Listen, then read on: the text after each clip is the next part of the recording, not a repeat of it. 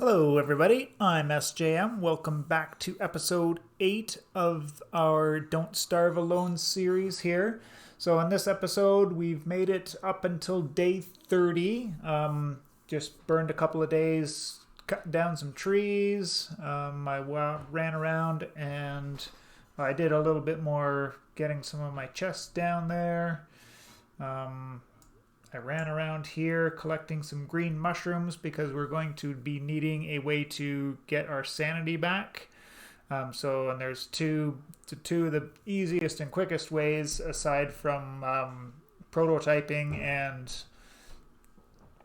aside from prototyping is with some food. So green mushrooms, which you cook, and the cactus from the deserts. So this either kind of cactus works. This kind of cactus or the kind of cactus that we have in this desert down here. These kinds both work. Cooked cactus will restore 15 sanity per piece.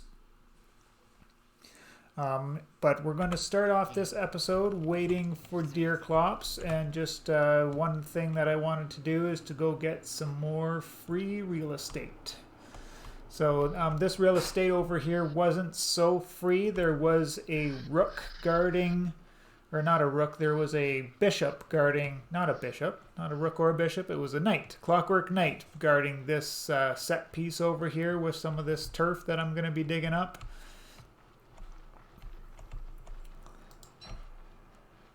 And then so the clockwork knights are your standard don't starve kiting fare. They're just, beta swing, kite away, 2 hits, beta swing, kite away, and then they've got a little bit of a thing where they bellow and kind of come back for some more, and that's rocky turf, which I don't care for just yet. I'm just going to concentrate on some of this.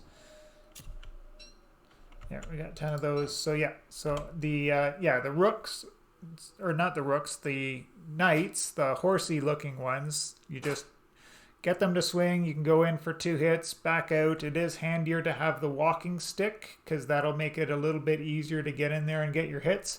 And then every couple of swings that they take, they'll also like neigh or do some kind of battle cry or whatever, in which case you get a couple of more free swings in there. I don't have any bishops on my map here at all, so I'll just go over that one quickly with you as well. Not practically, but just explaining it. They are just a armor up, tank, and spank, because you don't want to try and dodge their missile attacks, which they shoot an electrical beam at you. It can be dodged if you have enough movement speed, but that takes a lot of stuff to get movement speed. Particularly coffee is probably one of the things, if you know that from Don't Starve Shipwrecked single player game. Having coffee will give you enough speed to be able to do that, but with a walking cane and a road, maybe all cobblestone everywhere, you might be able to get away with it, but generally you just throw your helmet on, go up there, and then just spank the bishop until it goes down. The last clockwork type we'll go over here practically with you is the rook. These guys are relatively easy once you know their patterns, and I'm going to be doing it with a spear again just to give you more show. So we're going to get ourselves some space here. Yeah.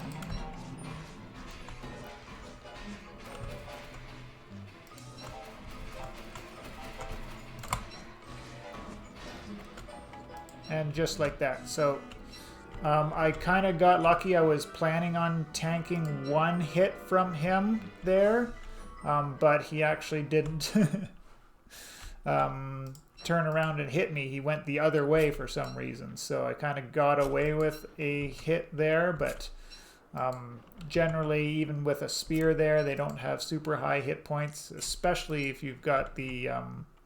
See, I don't think the single player hit point mod was doing anything to the rooks, but maybe it was. Maybe they had typically have a little bit higher hit points. Not 100% sure on that. You can correct me down below if you want to, if you know. I could probably look it up on the wiki, but I'm not that keen on that thing anyways. Oh, I ended up with some rocky turf, which I didn't really need, but that's fine. We'll take it for now. And then we'll just grab some more of this carpeted turf, and I will be waiting until spring to be doing any more of the turf work around my base, but it's not a bad idea to have it collected now while we're kind of waiting.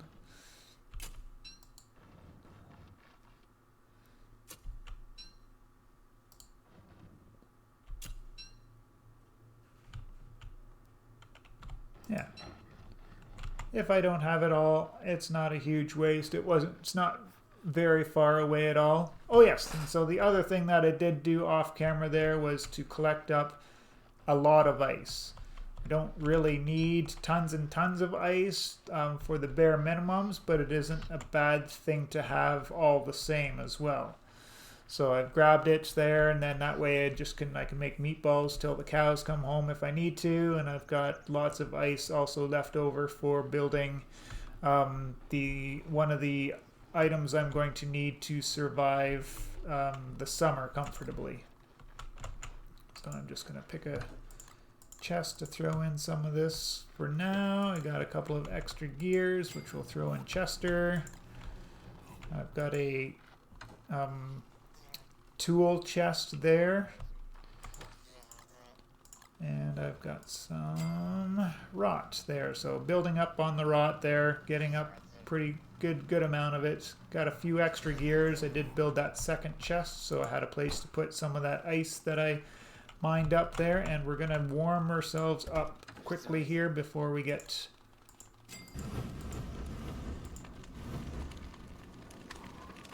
into the fight. And actually I'm going to need a little bit of wood for the Deerclops fight. And we're going to need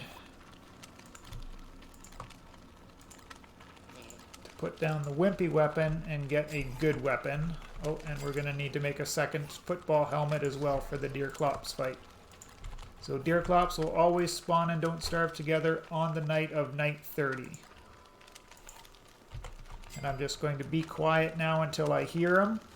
And then we'll go over my strategy for him with you guys here.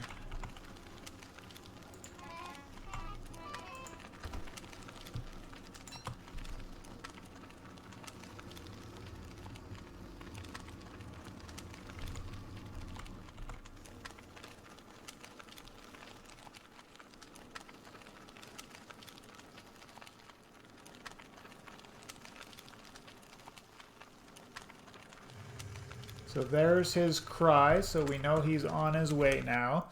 And we want to have a place that we want to bring him to fight him. You don't want to be near his base when he spawns in, because he will try and wreck the structures that you have. So he'll go after your campfires, he'll go after your lightning rods, he'll go after your chests. So you kind of want to run away from your base before you get him to spawn. So after the first or second cry is about the time that you kind of want to book it and get the heck away from there. So I'm gonna do that. Gonna drag him probably, I don't know, up here, I guess. And then oh yeah, I've got to make that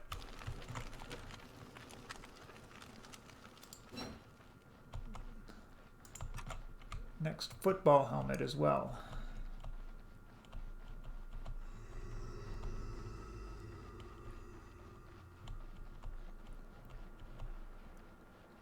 So this should be just about far enough away. Get my football helmet up here. I'm going to put down a fire, and I'm going to stoke it up a little bit here.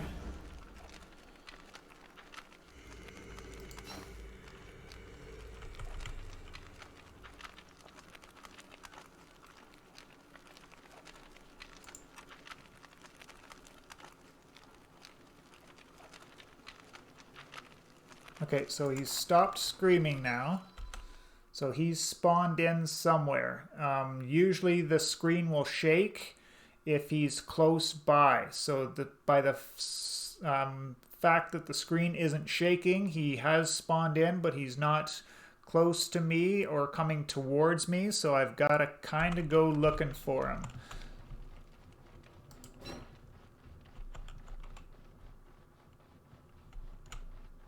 So I think he's up this way. Yep, there he is. So I'm going to take a pot shot at him just using the control click method. And I'm going to bring him up here closer to my fire and stoke it up. And now I'm just going to tank and spank him.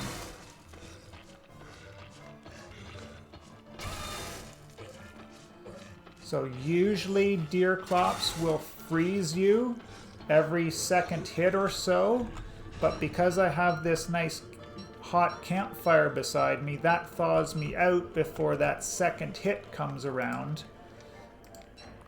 And I don't actually get frozen, and Deerclops doesn't get his free swing in on me. So that is the power gamer move to kill Deerclops. And now that you see he's totally destroyed our sanity now, so I can go back to wearing a tam o' shanter, or like I said, I gathered up some of that sanity restoring food there just in preparation for the fight. So I'm just going to get back to base, munch on that. I've got some things to prototype here as well, which will help with our sanity restoration. And you see there, we only went down, 60 health, and we went through, we started with 150% worth of football helmets, and we ended up at 81. So, destroyed about 2/3 of a full football helmet. But in case it takes you more, maybe you made your handbat a little bit earlier and it wasn't as strong as mine, or maybe, few different reasons that that can go on. But I've got also grabbed some juicy berries so that I can make some healing items, or healing food here as well, to make sure that we get ourselves sorted back out after the big battle.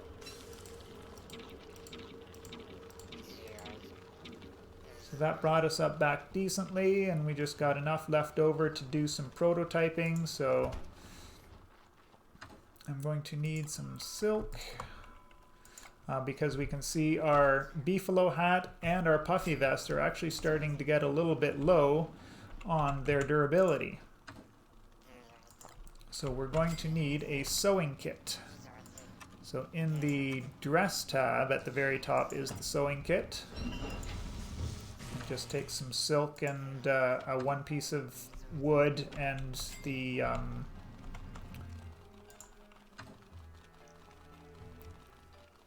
houndstooth, sorry. Stumbled on my thoughts there for a second. As well as we can also heal up our thermal stone, because every time the thermal stone gets hot and cools down, or cools down and then gets warm again, it will lose durability, and that can be fixed with the sewing kit. So one hit of a sewing kit on a beefalo hat restores 50%. One hit of the sewing vest on the puffy vest brings back 40, I think. You can do the math yourself there. I just did it, and then it'll fully repair a thermal stone, but just to note there that I could have waited one more temperature swing to min-max it if I really wanted to, because it goes from 38 down to 19 and then from 19 to 0, if I recall correctly. So I'm gonna grab a little bite to eat here to get ourselves healed up. So probably 2 trail mixes is gonna be enough.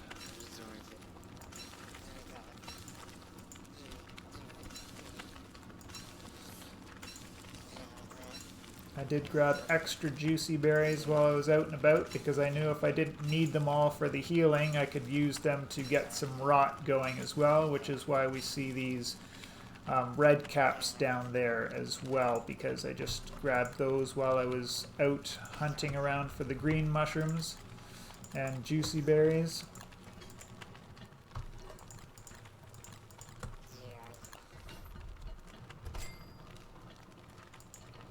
Because I'm going to be using a lot of rot for doing some mass planting of resources.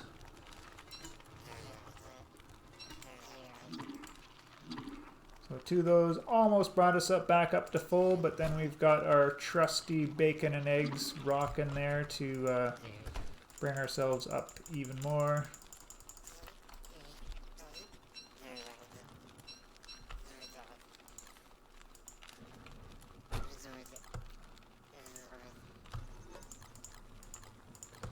And then just for the rest of this day here, we'll get another round of bacon and eggs going so that we keep ourselves stocked up on food.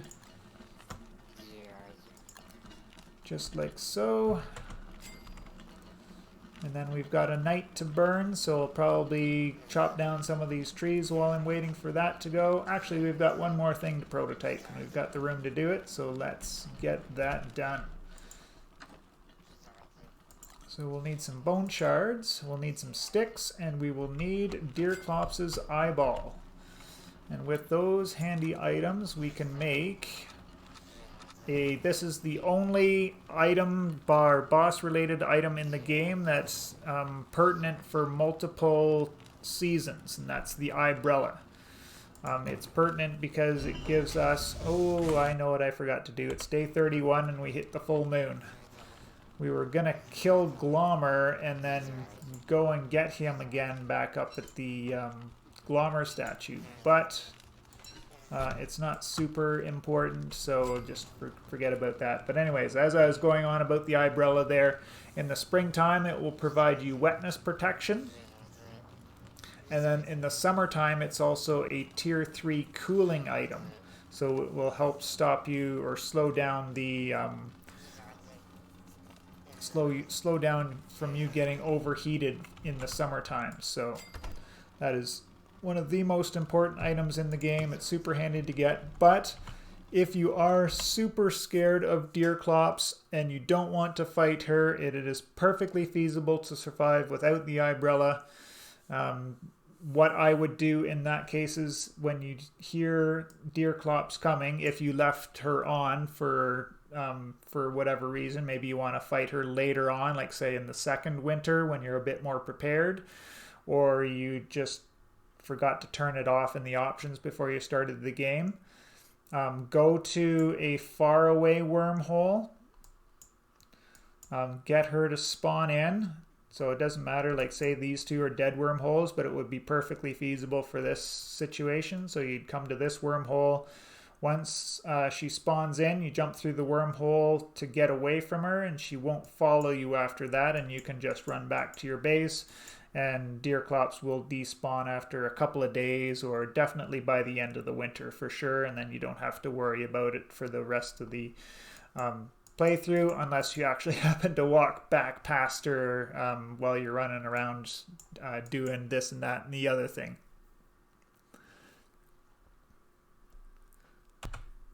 Okay, so I misclicked unpausing there, and I went on a whole big rant on how to find the bone shards. So basically, remember there was that winter hat at the boon, and it was just over here by this wormhole. Basically, two sources for bone shards is the skeletons that you'll find beside all of the boons. So there's a couple of darts around my world as well with skeletons beside them as boons. You hammer those, you'll get 2 bone shards out of them, as well as there are some bones and some animal skulls in the deserts. So both this desert and this desert type here will have them. And yeah, both of those will yield the bone shards for you, so you just have to take a hammer with you when you're going to those areas, or just keep a hammer with you while you're running around. If you see one of those boons, one of those skeletons, or your own player skeleton works perfectly fine as well. You know, if you happen to die and your skeleton is there, you can hammer that down for a couple of bone shards as well, and bone shards are used. See, here's one here. So skeletons, you just use a hammer on that. That'll net you 2 bone shards out of it. Used in making the umbrella, as you saw there, it took 4 to do that one. If you want to make that third option, the raincoat for spring, keeping dry in the springtime, then you'll need a couple of bone shards for that item as well. And then bone shards is also used in the bucket of poop recipe. And then might not be all of them, but those are the 3 main ones that I remember needing bone shards for. Got some free rot over there. Free rot is free.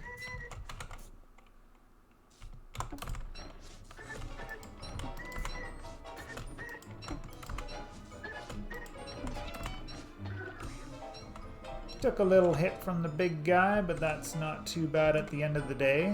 The other thing, if you want to steal these eggs, they are used as in a crockpot recipe. You can use 1 tall bird egg is equal to 2 regular eggs. You can also just eat it outright, as it notes in the tooltip there, if you'd like. That's not a problem. I'm just going to get a little bit of bonus gold for that knot there, because I'm starting to run low, because I went through quite a bit of gold digging up a whole bunch of the ice that I did when I was off camera there. Oh, I'm going to grab a little piece of moon rock from there. I don't need any more green mushrooms right now, so I'm just going to leave those guys alone for now. And, oh, I totally missed. I wanted to go through the bee biome again, and you guys can kind of watch my methodology for avoiding killer bees. They're not too hard once you know exactly how they're going to act when they come out of their hives. And having the walking cane, of course, does not hurt at all. That makes you just that much little bit quicker that you can kind of get through them without too much worry. And I'm just going to finish off exploring this little section of the world. And we're going to come over to here while we've got our good hambat going. And I'll practically show you how to deal with the... not rooks, knights. I always call them rooks for some reason, but the little horsey clockworks.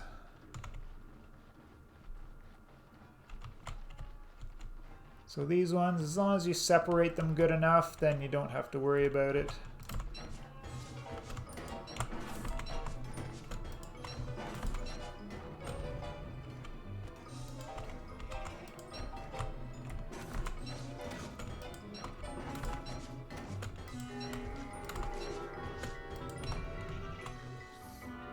As you can see here, easy peasy lemon squeezy, and I'm just going to eat that tall bird egg because I've got so much food back at home anyways. I'm not worried about it at all.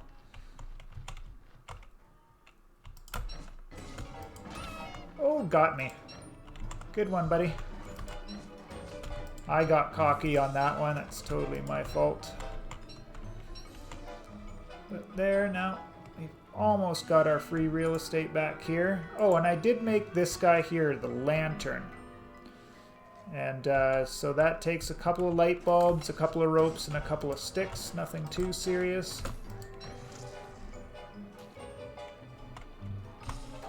And it's really handy for the winter time because you don't have to kind of replace your helmet with the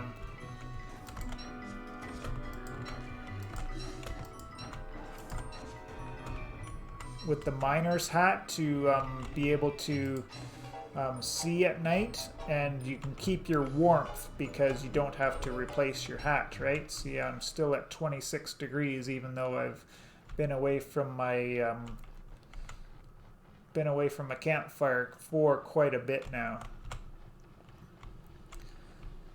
So yeah, I'm not going to worry about this. We'll get that at some point in the future, but I am going to kind of try and get the bulk of the rest of this. It's a little bit sketchy doing killer bee fields at night, but I would like to know the layout of it at some point anyways, so I'm just going to come through here and do it. Oh look, we got another boon here with some more clockworks. We're going to let the killer bees take care of the clockworks for us this time.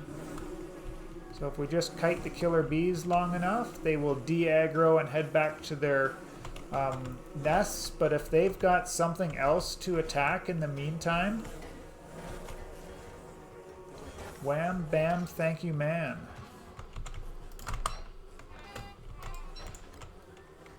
I totally forgot. I can't do things at night and don't starve together. But while the killer bees are distracted with the clockworks, I can kill off one of their nests and get the all-important honeycomb. It's not all-important as in being all-important, but it is important in the fact that that is going to be, eventually, at some point in this game, it's going to be my main food source, is honey, so...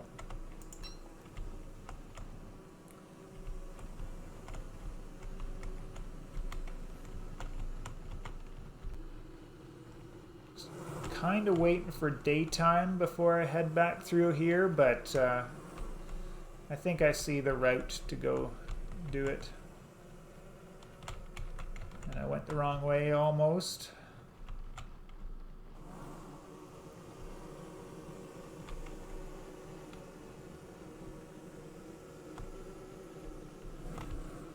Yikes, yikes, yikes, yikes. Okay, we made it, we made it.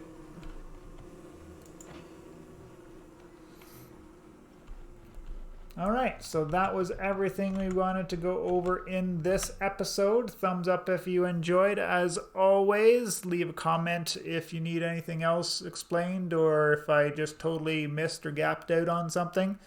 I appreciate you all, and we will see you in the next one.